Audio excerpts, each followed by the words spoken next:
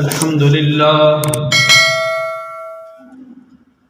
لله نحمده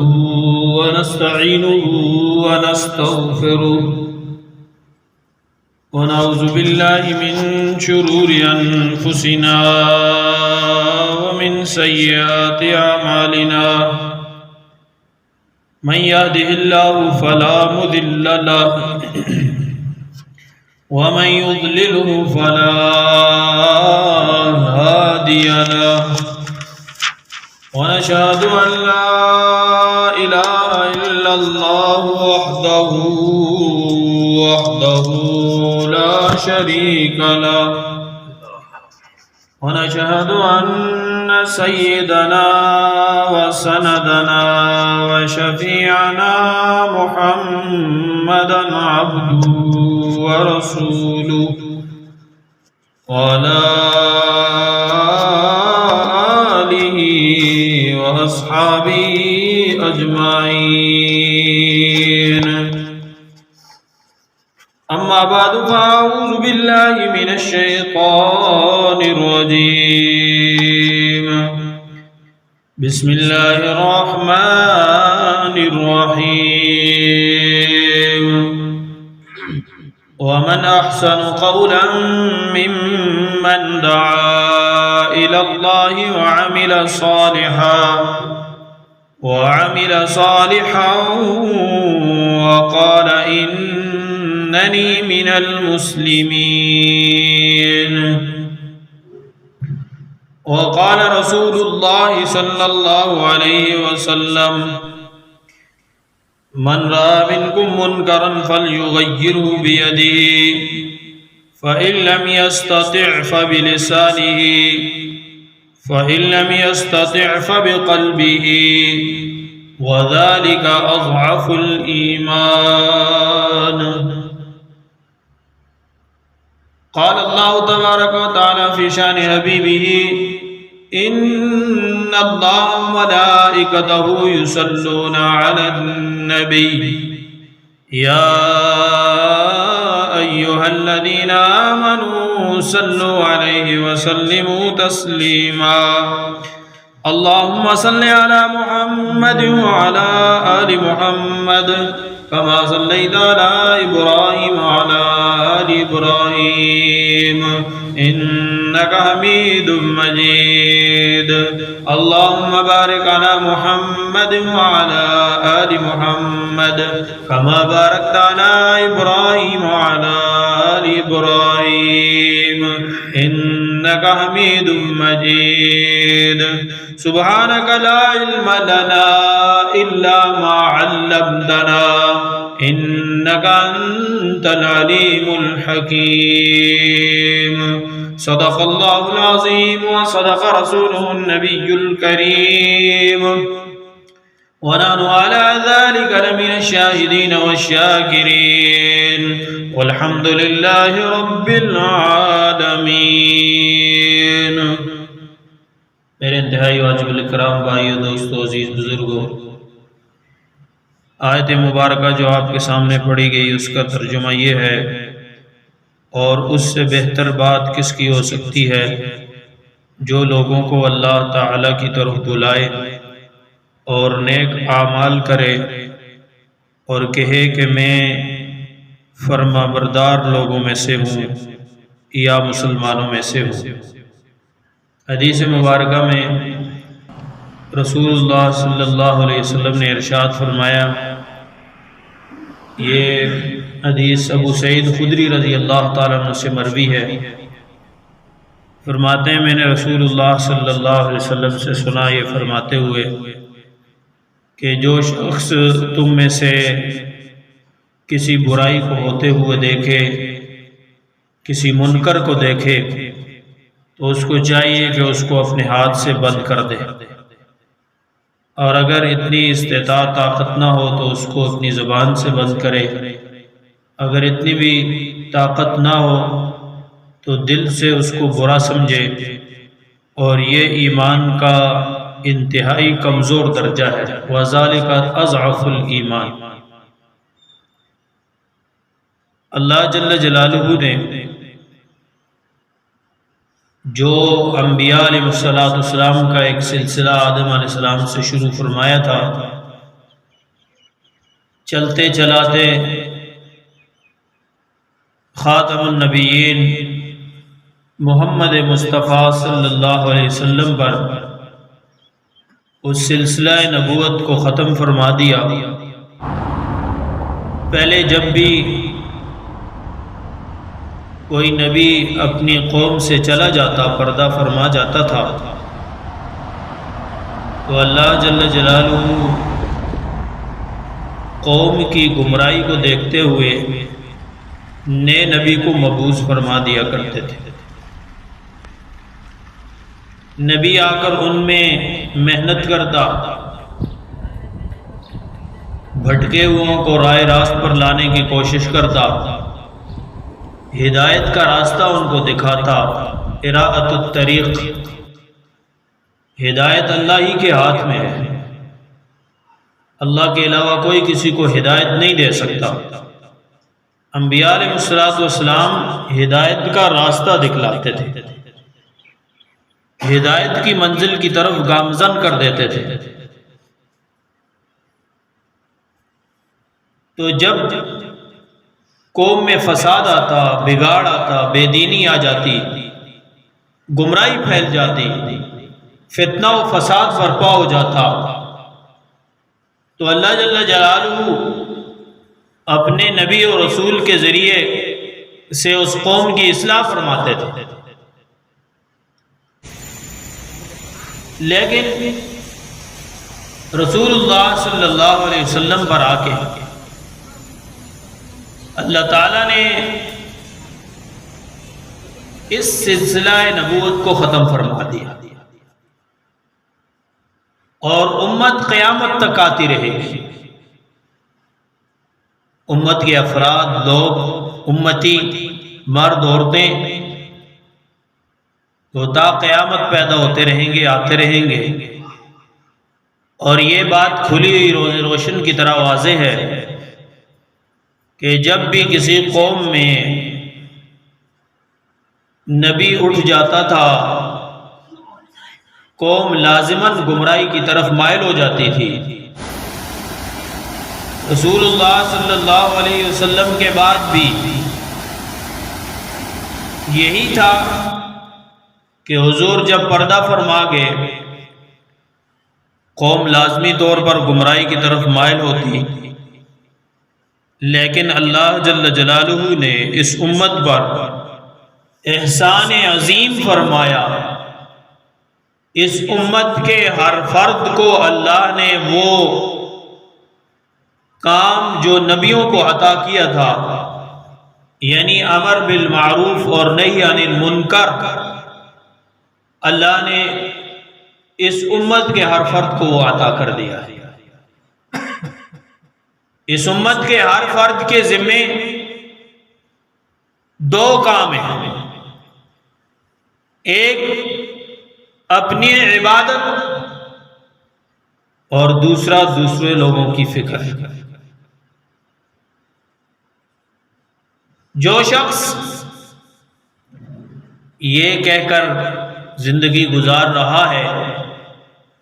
کہ بھائی میں تو اپنی نماز پڑھتا ہوں، میں روزے رکھتا ہوں، میں شریعت کا پابند ہوں، بس اسی پر کافی ہے، مجھے کسی کی کیا فکر، لیکن یہ کہنا اس کا درست نہیں ہے، اس لیے کہ اللہ جل جلالہ نے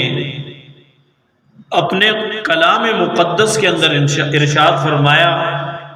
کنتم خیر امت اخرجت للناس، تم بہترین امت ہو، تم لوگوں کے لیے نکالے گئے ہو، لوگوں کے نفع کے لیے۔ تأمرون بالمعروف وتنہون عن المنکر، تم نیکیوں کا حکم کرتے ہو اور برائیوں سے منع کرتے ہو۔ تو اللہ جل جلالہ نے جو اس امت کو تمام امتوں پر فضیلت عطا کی ہے، خیر الامم ہونے کا جو اللہ نے لقب عطا کیا ہے، وہ نہ ہمارے حسن کی وجہ سے عطا کیا ہے کہ ہم حسین زیادہ ہیں، پہلی قوموں میں بڑے بڑے لوگ حسین تھے، اور نہ ہمیں طاقت کے بل بوتے پر یہ خیر الامم کا لقب عطا کیا گیا ہے۔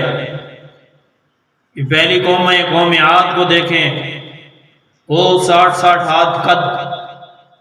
اور طاقت اتنی کہ طاقت کا میدان میں آ کے نعرہ لگا دیا، من اشد منا قوة۔ قرآن کہتا ہے کہ قوم عاد نے یوں للکارا طاقت کے نشے میں آ کے کہ ہم سے بھی ہے کوئی طاقت والا، لیکن پھر اللہ نے بھی یوں ہوا کے ذریعے ان کو اڑایا جیسے تنکے اڑ رہے۔ اور روایات میں آتا ہے کہ اللہ نے انگوٹھی کے حلقے کے مطابق ہوا کو تیز کیا تھا، صرف یعنی اتنی ہوا تیز کر دی، اتنا سوراخ زیادہ کر دیا جتنا انگوٹھی کا حلقہ ہوتا ہے، تو وہ 60 ہاتھ قد کے لوگ تنکوں کی طرح ہوا میں اڑنے لگے۔ تو اللہ کے خزانوں میں ہوا کتنی ہوگی، جو اتنا سا سوراخ کھول دیا تو یوں ان کی بستیاں اکھڑ کے رہ گئی۔ کأنہم اعجاز نخل خاویہ، قرآن کہتا ہے یوں پھر پڑے ہوئے تھے عذاب کے بعد جیسے کھجور کے تنے پڑے ہوتے ہیں۔ تو اللہ نے ہمیں طاقت کی وجہ سے یہ لقب نہیں دیا کہ خیر امت کنتم خیر امت، یہ لقب ہمیں طاقت کی وجہ سے نہیں ملا، اور بادشاہ تو وزارت کی وجہ سے بھی نہیں ملا۔ یہ کیا بادشاہتے ہیں، ایسے ایسے بادشاہ گزرے جنہوں نے پوری دنیا پر حکومت کی ہے۔ اور قارون کے بارے میں خود قرآن میں موجود ہے کہ اس کے خزانوں کی چابیاں ایک جماعت اٹھایا کرتی تھی۔ چابیاں کتنے اور خزانے کتنے ہو گئے۔ تو کنتم خیر امت، اللہ نے جو اس امت کو فرمایا، امت محمدیہ صلی اللہ علیہ وسلم کو جو فرمایا، وہ اس کام کی وجہ سے فرمایا ہے کہ ان کے پاس کار نبوت ہے، نبیوں والا کام، اور وہ کیا ہے، لوگوں کو نیکی کا حکم کرتے ہیں اور برائی سے منع کرتے ہیں۔ یہ اعزاز ہے، تمغہ امتیاز جس کو ہم کہتے ہیں، یہ سمت کا تمغہ امتیاز ہے، امتیازی طور پر اللہ نے اس کو یہ انعام دیا، پہلی امتوں کو یہ نہیں ملا، اور آج امت اس کو یکسر چھوڑ بیٹھی ہے۔ امت یہ سمجھتی ہے کہ بس علماء کا کام ہے تقریر کر دینا، واعظ و نصیحت کر دینا، حالانکہ جہاں کہیں کوئی آپ کو برائی ہوتی ہوئی نظر آ رہی ہے، آپ بحیثیت مسلمان اس کو اپنے ہاتھ سے بند کریں۔ حدیث میں موجود ہے من رأى منکم منکرا فلیغیرہ بیدہ، اپنے ہاتھ سے اس کو روکیں، کوئی نافرمانی ہو رہی ہے، اور اگر اتنی ایمانی طاقت نہیں ہے آپ کے اندر تو پھر زبان سے اس کو بند کرنے کی کوشش کریں، اور زبان سے بھی اگر نہیں کر سکتے تو پھر دل سے اس کو برا سمجھیں کہ یہ اللہ کی نافرمانی ہو رہی ہے، میری اتنی ایمانی طاقت نہیں ہے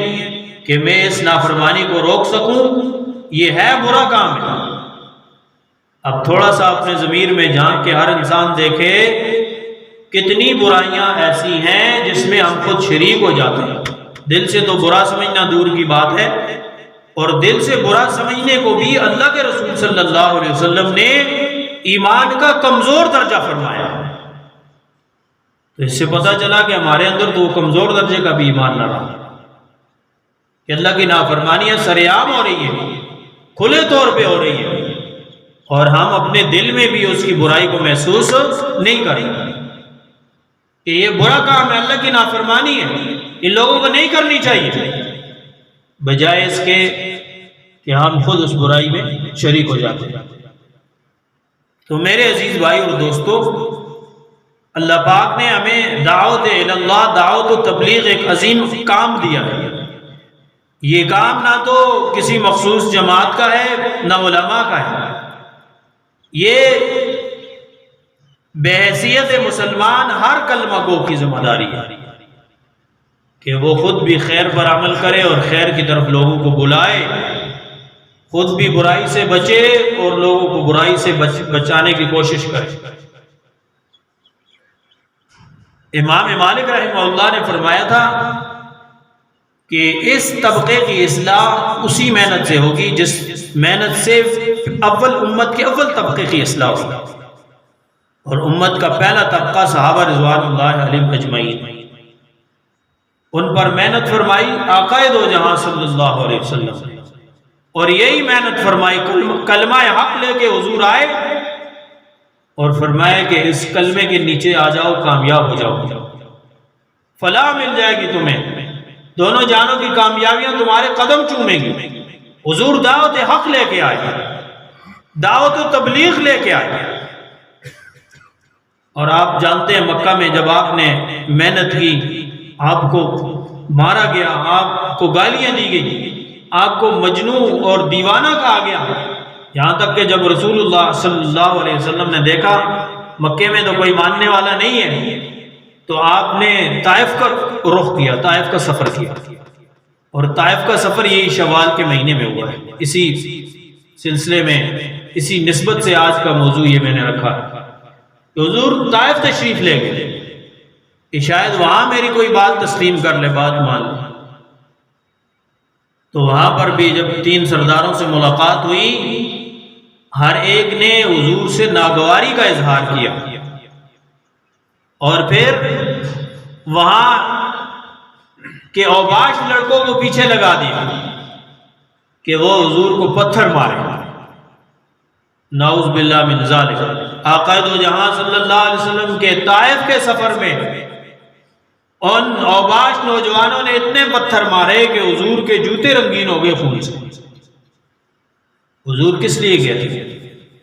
دعوت و تبلیغ کے لیے، اللہ کا دین ان تک پہنچانے کے لیے، کلمہ حق کو بلند کرنے کے لیے، الہ کلمت اللہ کے لیے، اور کوئی غرض نہیں تھی۔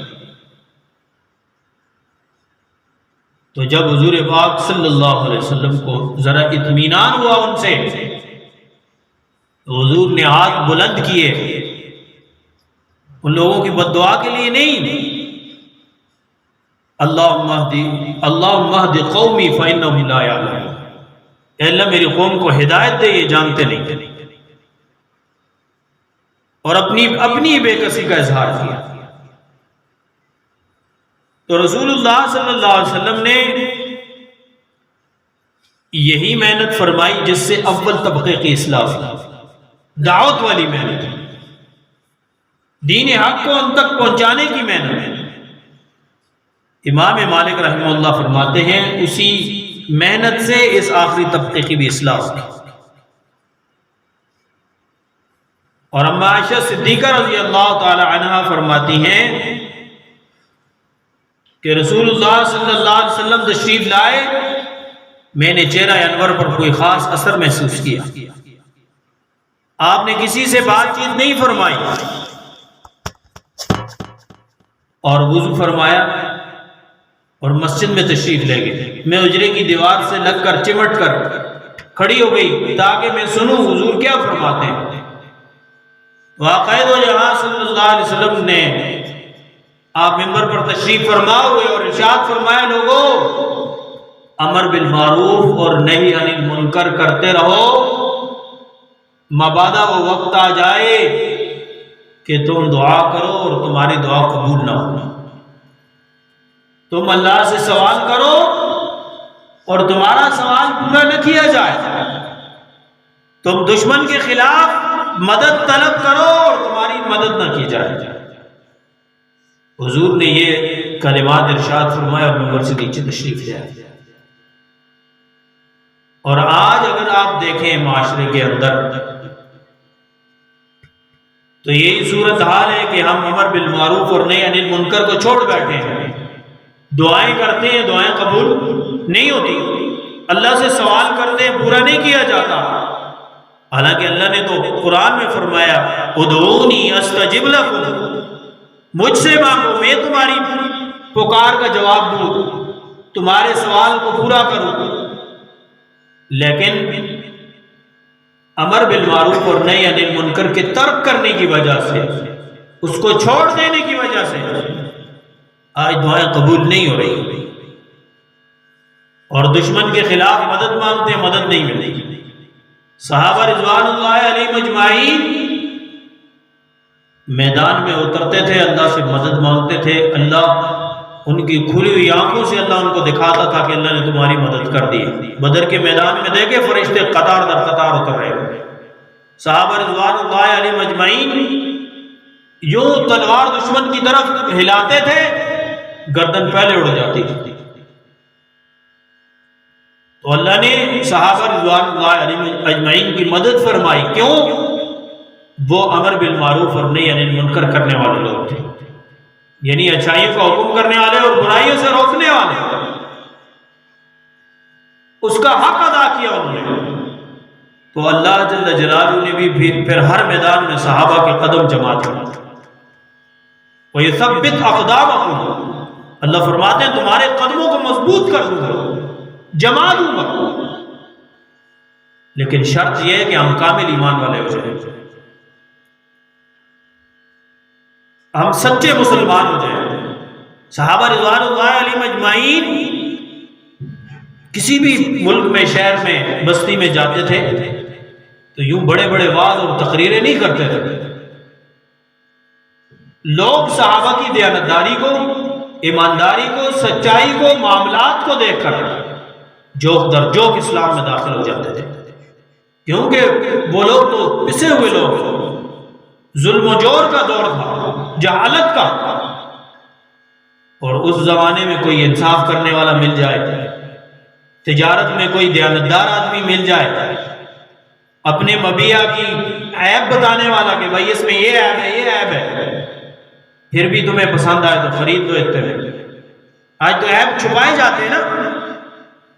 منڈیوں میں بھی آپ جاتے ہیں، جن لوگوں کا جانا ہوا تجربہ ہوگا کہ ایسے ایسے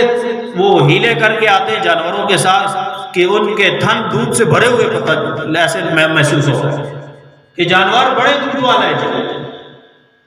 وہ ایک وقت میں نکالو تو دوسرے وقت میں آدھا کلو دودھ بھی نہیں نکلتا، ایسے ڈرامے۔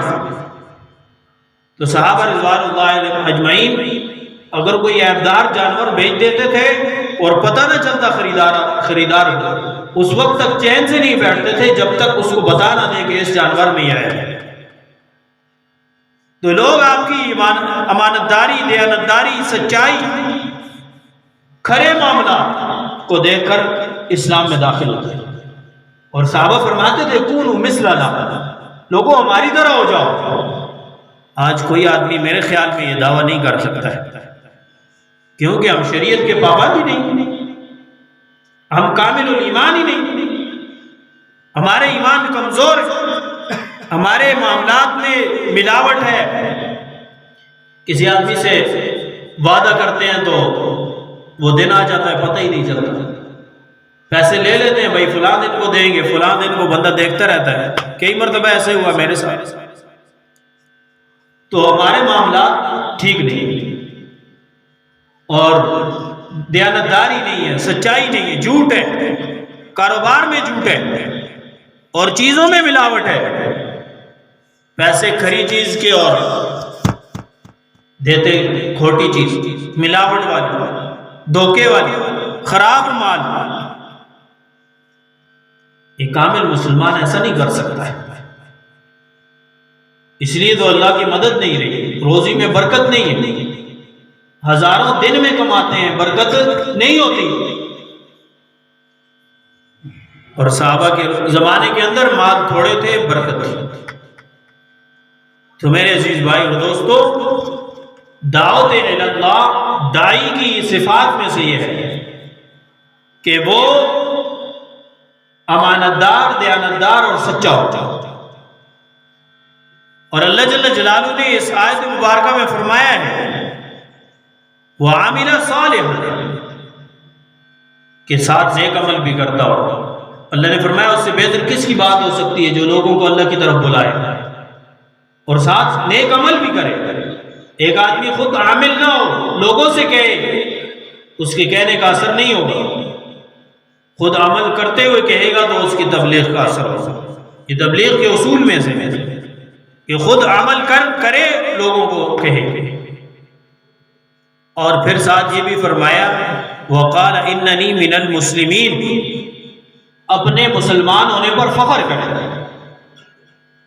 عام طور پر لوگ کہہ دیتے ہیں کہ وہ یہود و نصارہ اچھے ہیں، وہ نہیں اچھے، مسلمان اچھا ہے۔ یہود و نصارہ مر کے ہمیشہ کے لیے جہنم کی آگ میں جائے گا، اور گناہگار سے گناہگار مسلمان بھی اگر مر جاتا ہے اس کلمے کی بدولت ایک نہ ایک دن جہنم سے خلاصی پا کے جنت میں داخل ہوگا۔ کلمہ عظیم دولت ہے، بہت عظیم دولت ہے۔ اور کافر لوگ جب جہنم میں یوں جل جل کے راکھ ہوں گے نا تو کہیں گے یا لیتنی کنت ترابا، اے ہائے کاش ہم مٹی ہوتے کہ یہ عذاب ہمیں نہ دیکھنا پڑتا۔ اور اس وقت جب اللہ جل جلالہ کی طرف سے حکم ہوگا کہ جہنم سے ہر اس شخص کو نکال دو جس کے دل کے اندر رائی کے برابر بھی ایمان ہو، رائی کے برابر، تو اس کو خلاصی ایمان کی وجہ سے ملے گی، اور کافر ہمیشہ ہمیشہ جہنم میں جلتا رہے گا۔ ایمان بہت بڑی دولت ہے، بہت عظیم دولت ہے، لیکن افسوس کی بات یہ ہے اتنی عظیم دولت کو لے کر ہم کفار کے پاس نہیں گئے کہ یہ دولت انہیں بھی دی جائے، اور انہوں نے اگر ایک سوئی بھی بنائی ہے تو ہم تک پہنچائی جائے۔ یعنی ہر وہ ہتھیار جو عریانی اور فحاشی پھیلانے والا تھا انہوں نے ہم تک پہنچایا ہے، لیکن ہمارے پاس عظیم کلمہ ہے، ہم نے اس کو امت تک نہیں پہنچایا، اور یہی سمجھتے رہتے ہیں کہ بھائی یہ بس تبلیغی جماعت کا کام ہے، وہ فارغ لوگ ہیں بس کرتے رہتے ہیں۔ نہیں بھائی، یہ ہر مسلمان کی ذمہ داری ہے کہ ہم خود بھی اس کلمے کے تحت زندگی گزاریں، اور ساری دنیا میں رسول پاک صلی اللہ علیہ وسلم کا لایا ہوا دین ساری دنیا میں زندہ کرنے کی محنت کریں، کوشش کریں، ہمت کریں جتنا ہم سے ہو سکتا ہے۔ اور یہاں تو حال یہ ہے جماعت آتی ہے تو نمازی بھی کم ہو جاتے ہیں، بیان میں بیٹھنا تو دور کی بات ہے، بھائی دو تین دن کے لیے آپ کے پاس مہمان آیا تو تھوڑی دیر بیٹھ کے اللہ اور اس کے رسول کی بات ہی سن لو ہے۔ اور دنیا کے کام کسی نے ختم کیے ہیں، یہ ختم نہیں ہوتے، بندے ختم ہو جاتے ہیں۔ اور اس فتنہ و فساد کے دور میں اگر آپ کو کوئی مجلس ایسی ملے جس میں اللہ اور اس کے رسول کے تذکرے ہو رہے ہو تو آپ کو سارے کاموں کو چھوڑ کر اس مجلس کو اختیار کرنا چاہیے۔ یہ محسن ہے ہمارے، ہم سے کچھ مانگتے نہیں اور خیر کی باتیں ہم سے کہتے ہیں۔ فکر آخرت اور فکر موت پیدا ہو جاتی ہے انسان کے اندر۔ جس شخص کے سینے میں آخرت کی فکر پیدا ہو جائے پھر وہ گناہ کے قریب نہیں جا سکتا، اسے پتہ ہے میں نے مرنا ہے، اللہ کے سامنے حاضر ہونا ہے، اللہ کو اپنی زندگی کے کیے ہوئے اعمال کا جواب دینا ہے۔ حدیث میں آتے ہیں نا کہ اس وقت تک انسان کے قدم محشر کے دن زمین نہیں چھوڑے گی جب تک 4 سوال اس سے نہ کر لیے جائیں۔ ایک، جوانی کہاں گزاری، دوسرا عمر کس مشغلے میں گزاری، تیسرا مال کہاں سے کمایا اور کس کس مصرف میں خرچ کیا، اور چوتھا اپنے علم پر کیا عمل کیا۔ ہر آدمی سوچے کہ اس کی کمائی کہاں سے آ رہی ہے اور کن مصارف میں خرچ ہو رہی ہے، اس کی جوانی کہاں گزر رہی ہے، اس کی زندگی کس مشغلے میں گزر رہی ہے، اس کے بعد جتنا علم ہے کتنا عمل کر رہا ہے۔ اب یہ ہر آدمی کو یہ پتہ ہے نماز اس پر فرض ہے لیکن پڑھتا نہیں ہے، یہی علم ہے، عمل نہیں۔ اور قیامت کے دن اس کے بارے میں پوچھا جائے۔ یہ آدمی ہر آدمی یہ جانتا ہے کسی کو دھوکہ دینا برا ہے، غلط ہے، حرام ہے، لیکن پھر بھی دھوکہ دے ہی جا رہا ہے۔ یہ آدمی ہر آدمی جانتا ہے کہ جھوٹ برا ہے، اللہ نے لعنت فرمائی ہے جھوٹے آدمی پر، پھر بھی جھوٹ بولی جا رہا ہے۔ یہی علم ہے۔ اب اس سے بعض لوگوں کا ذہن چل جاتا ہے علماء کی طرف کہ ان سے پوچھو گی، ہر آدمی سے اس کے علم کے متعلق پوچھا جائے گا کہ جب تو یہ جانتا تھا کہ جھوٹ گناہ ہے پھر کیوں بولتا تھا؟ تو یہ پتہ تھا نماز چھوڑنا گناہ ہے، کیوں چھوڑتا تھا؟ تو یہ پتہ تھا دھوکہ دینا گناہ ہے، کیوں کرتا تھا؟ یہ علم۔ تو میرے عزیز بھائی اور دوستو، یہ جو دعوت و تبلیغ ہے بہت عظیم کام ہے۔ دیکھیں پہلے خانقاہیں ہوتی تھیں، وہاں کوئی اللہ کے ولی ہوتے تھے، لوگ جاتے اور ان کے ہاتھ پر بیعت ہوتے، اپنی اصلاح کرواتے، اب بھی موجود ہیں، نہ ہونے کے برابر ہے، کم ہے۔ لیکن اس دور کے اندر اصلاح کا اگر کوئی طریقہ بالعموم ہے، سب کے لیے، بوڑھے جوان بچوں سب کے لیے، وہ ہے دعوت و تبلیغ کا راستہ، جس کے ذریعے سے اللہ تعالیٰ نے بڑے بڑے بگڑے ہوئے لوگوں کو اصلاح کی توفیق عطا کی، اللہ نے ان کو راہ راست پر لایا، اللہ نے ان کو ہدایت عطا کی۔ تو اس لیے اگر وقت مل جائے، کچھ وقت ان کے ساتھ لگا لیا کرے۔ وقت ملتا نہیں ہے، وقت نکالنا پڑتا ہے۔ دنیا کے کاموں کے لیے تو ہمیں وقت مل جاتا ہے، لیکن مسجد کے لیے، دین کے لیے، تبلیغ کے لیے ہمارے پاس وقت نہیں ہے۔ اس کے لیے جس کے بعد بھی آپ جائیں گے وہ کہے گا بھائی میں مصروف ہوں، کوئی آدمی فارغ نہیں ہے۔ لیکن جب موت کا فرشتہ آ جاتا ہے تو وہ ہر طرف سے انسان کو فارغ کر دیتا ہے۔